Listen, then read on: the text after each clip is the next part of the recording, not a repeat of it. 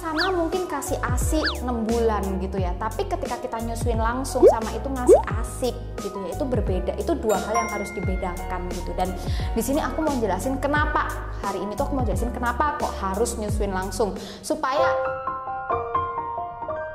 Halo mami-mami semuanya, apa kabar? Semoga semuanya selalu dalam lindungan Tuhan, dalam kondisi yang sehat, yang fit, dan selalu dikasih ASI yang lancar dan berkualitas. Oke, hari ini tuh aku mau sharing mengenai kenapa sih harus direct breastfeeding alias harus nenen langsung gitu ya.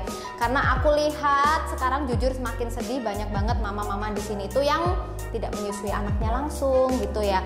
Bukan gini ya, kalau semisal memang diharuskan untuk bekerja itu nggak apa-apa gitu ya. Tapi kan nanti kalau udah sampai di rumah ya kalian harus nyusuin langsung gitu ya. Tapi kalau semisal mama-mama yang memang di kondisi pandemi seperti ini dan kalian lebih banyak di rumah, alangkah lebih baiknya jika kalian itu menyusui langsung gitu. Karena menyusui langsung tuh banyak banget manfaatnya gitu. Dan menurut aku kayak akhir-akhir ini tuh jarang didengungkan kali ya, kayak harus nyusuin langsung gitu loh. Beda ya, mama gini, sama-sama mungkin kasih ASI 6 bulan gitu ya, tapi ketika kita nyusuin langsung sama itu ngasih ASI gitu ya, itu berbeda. Itu dua hal yang harus dibedakan gitu. Dan di sini aku mau jelasin kenapa hari ini tuh aku mau jelasin kenapa kok harus nyusuin langsung. Jadi manfaat nyusuin langsung itu ada dua, untuk mamanya dan untuk anaknya gitu ya. Yang pertama, nyusuin langsung itu mencegah kanker payudara. Ya itu yang kita udah tahu ya, sekarang ini banyak banget orang masih muda-muda udah kena kanker gitu. Angkatanku kuliah aja dia umur 20-an dia udah kena kanker, dia udah bahkan sampai kemo yang sampai botak, amit-amit kayak gitu ya. Dan menurut aku dengan gaya hidup yang seperti sekarang juga itu kanker udah kayak nggak kenal umur gitu loh. Jadi ternyata di nyusuin langsung ini kita juga bisa menghindari kanker payudara, lalu juga menghindari kanker ovarium gitu ya. Itu yang paling ditakutin ya kalau untuk wanita, menghindari kanker ovarium. Nyusui langsung itu juga sebagai KB alami gitu ya. Jadi ini luar biasanya menyusui langsung, karena ketika kita nyusuin gitu ya, hormon prolaktin kita tuh kan naik. Nah hormon prolaktin itu bertolak belakang kerjanya sama hormon estrogen, hormon kesuburan gitu. Jadi memang biasanya ibu-ibu yang menyusui anaknya secara langsung dan intensif ya, secara langsung dan intensif itu biasanya mereka nggak akan mens gitu ya sampai 6 bulan. Bahkan kayak aku pun itu aku nggak mens sampai umur Marka 15 bulan gitu. Cici aku tuh nggak mens sampai anaknya selesai nyusuin 2 tahun gitu. Jadi kita sebagai KB alami lah. Juga kalau misal keluarga kita amit-amit nggak sampai kesundulan gitu ya, itu juga kita pasti lebih ya namanya keluarga berencana ya. Jadi tuh kita juga mau ngurus sama anak, kita bisa bagi waktu, kita juga bisa mempersiapkan diri pasti juga lebih maksimal seperti itu.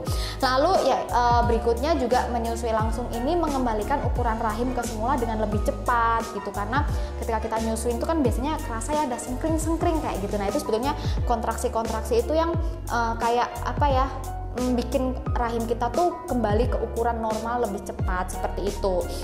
Lalu juga ini yang paling disuka mama-mama pasti gitu ya. Pada saat kita hamil kita biasanya tuh naik berat badan tinggi ya. Kenapa sih sebetulnya kok pada saat kita hamil tuh kita kenaikan berat badannya mesti tinggi gitu ya? Karena sebetulnya itu udah dipersiapin sama tubuh kita untuk cadangan makanan untuk nanti kita mau nyusuin anak kita gitu. Jadi kenaikan berat badan gitu ya pada saat kita hamil kan gini, ASI itu kan selalu mengambil semua yang terbaik. Nah kalau semisal mamahnya makannya asal-asalan gitu, kita ngomong dah jelek-jeleknya mamahnya makan asal-asalan gitu. Misal contohnya perlu kalsiumnya tapi tidak terpenuhi dari makanan sehari-hari, maka ASI itu akan mengambil kalsium dari cadangan mamahnya. Nah, makanya ini sebetulnya Tuhan tuh luar biasanya di sini. Bahkan dari kita hamil tuh udah disiapin cadangannya gitu. Jadi kalau pas hamil naiknya tiba-tiba brul 15 kilo, brul 16 kilo, itu sebetulnya hal yang normal, karena itu sebetulnya adalah cadangan makanan nanti untuk kita nyusuin anak kita gitu ya. Dan ini bagusnya kalau kita nyusuin langsung gitu ya, kita itu setiap kali kita menyusui kita itu membakar 500 kalori. Gila, 500 kalori itu banyak banget, itu setara kayak kamu jogging berjam-jam loh, 500 kalori gitu ya. Jadi itu banyak banget, makanya banyak mama-mama yang nyusuin yang dulu mungkin habis lahiran masih gendut gitu ya, masih lebar, waktu nyusuin lama-lama badannya nyusut, singset lagi kayak gadis lagi gitu. Jadi nyusuin itu sebetulnya diet alami juga gitu ya. Lalu menyusui itu juga menghindari diabetes. Terus menyusui itu juga sebagai bonding ya. Kita tahu ya ketika kita nyusuin langsung anak kita meluk dia, kita mendekap dia, itu sebetulnya ketika kita mencium dia gitu. Jadi ada penelitian gitu ya, ketika kita lagi nyusuin anak kita, terus habis itu kita cium kepalanya anak kita gitu ya. Waktu itu di penelitian di luar negeri itu dilihatin gitu ya, itu ada sensor di otak gitu ya, saraf-saraf oksitosin itu berkembang loh dari kepala mamahnya dan kepala anaknya tuh sama berkembangnya gitu. Jadi hormon oksitosin ini itu kan hormon bahagia, hormon yang melepas stres gitu. Jadi sebetulnya ketika kita nyusuin anak kita gitu ya, kita tuh melepaskan stresan gitu. Makanya kadang kalau kita nyusuin anak kita, ada kan mama-mama di sini pasti banyak yang sambil nyusuin anaknya tiba-tiba bawaannya ngantuk, terus bawaannya pingin tidur terus ya. Itu tadi karena oksitosin meningkat, lebih rileks, jadi tidur pun juga lebih nyenyak. Stresnya itu lebih minim gitu, apalagi di tengah kondisi pandemi kayak gini itu stresnya lebih minim, bahagianya lebih banyak seperti itu. Nah itu untuk mamahnya. Kalau untuk babynya gimana? Ini sebetulnya suatu hal yang baru untuk aku juga. Jadi kemarin itu aku sempat dengerin Dokter Ratih gitu ya, dia ngadain live di Instagramnya, terus dia bilang anak ASI itu anak pemimpin. Aku pernah mikir kok bisa anak ASI itu anak pemimpin gitu, karena sebetulnya anak ASI, anak yang menyusu langsung ya, bukan anak ASI aja, anak yang menyusu langsung, dia sudah tahu kapan ketika dia lapar dan kapan ketika dia kenyang. Jadi dia tuh sudah punya pilihan gitu, dia sudah bisa memutuskan, aku lapar sekarang aku nenen, aku kenyang sekarang aku berhenti gitu. Nah kalau misal kalian pakai botol itu kalian nggak bisa, anak kita tuh dikasih berapapun itu akan tetap mau gitu ya. Dan anak yang nenen langsung itu contohnya kayak anak aku Amin ya, anak aku nanti jadi pemimpin Amin, dia benar-benar nggak mau botol sama sekali loh. Jadi dia bisa pilih dia mau pakai apa, minum susunya tuh dia mau pakai apa, dia bisa pilih. Dia pakai media asip lainnya apapun aku udah coba, dia nggak mau, dia cuma mau nenen gitu. Jadi dari kecil tuh dia sudah punya pilihan, dia sudah bisa menentukan aku nih mau kayak gini loh mah, kayak gitu. Itu ya, jadi anak ASI itu adalah anak pemimpin seperti itu ya, Amin. Lalu habis itu ASI itu juga sebagai investasi, tentunya investasi kesehatan, karena ASI itu didesain sesuai dengan kebutuhan anak kita, nutrisinya semua.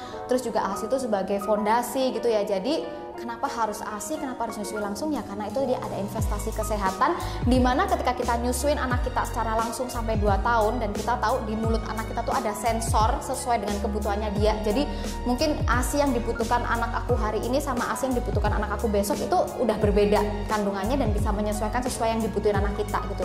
Jadi sebetulnya nanti ketika dia sampai umur 2 tahun itu udah kuat fondasinya, karena udah terbangun sesuai dengan yang dibutuhkan tubuh dia gitu. Jadi nanti 2 tahun ke atas tuh kita tinggal maintenance saja gitu, tinggal jaga aja, kita tinggal maintenance lah kayak gitu, nggak perlu sampai ngejar lagi harus memperbaiki fondasinya itu tadi. Lalu yang ketiga, ASI itu sebagai probiotik dan prebiotik ya. Jadi ASI itu kan sangat mudah sekali dicerna oleh pencernaan ya, dia molekulnya itu sangat kecil-kecil, jadi mudah terserap gitu loh, otomatis nggak bikin pencernaan tuh bekerja lebih berat. Juga dia udah disesuaikan sama kebutuhan anak kita gitu ya. Jadi anak, ingat pencernaan itu adalah otak nomor 2 ya, jadi penyerapan nutrisi semua maksimal tuh ada di pencernaan gitu. Jadi anak ASI yang nyusuin langsung itu secara nggak kita sadarin pencernaannya juga jauh lebih sehat gitu. Ini aku lihat sendiri di anak aku Marvel. Anak aku tuh memang dia punya alergi parah gitu ya, tapi ketika aku terus-terusan kasih ASI gitu ya, sampai sekarang puji Tuhan ya alergi masih ada, nggak benar-benar nggak hilang total gitu, tapi itu sangat minim sekali gitu. Dan semakin gede ini aku melihat dia juga mulai dikasih apapun dia udah makin menter gitu. Dan aku lihat sendiri di Marvel ya puji Tuhan 2 tahun dia, sekarang umur 2,5 tahun tuh dia cuma pernah batuk pilek 2 kali. Itu bukan karena dia batuk pilek karena virus, tapi itu karena alerginya dia yang betul-betul waktu itu kayak mungkin dikasih makanan jajan-jajan manis-manis kayak gitu ya. Nah jadi itu kan bukan karena tubuh dia yang gak kuat, tapi memang dari faktor X-nya juga banyak dari luarnya kayak gitu. Jadi tapi selebihnya itu Marvel tuh sama sekali nggak pernah sakit. Bahkan di rumah misal papahnya itu udah KO, tantenya KO gitu ya, aku bahkan sampai flu pilek nyusuin dia tetap menter banget kayak gitu. Jadi memang anak ASI ini luar biasa sekali gitu ya, berkuat imun.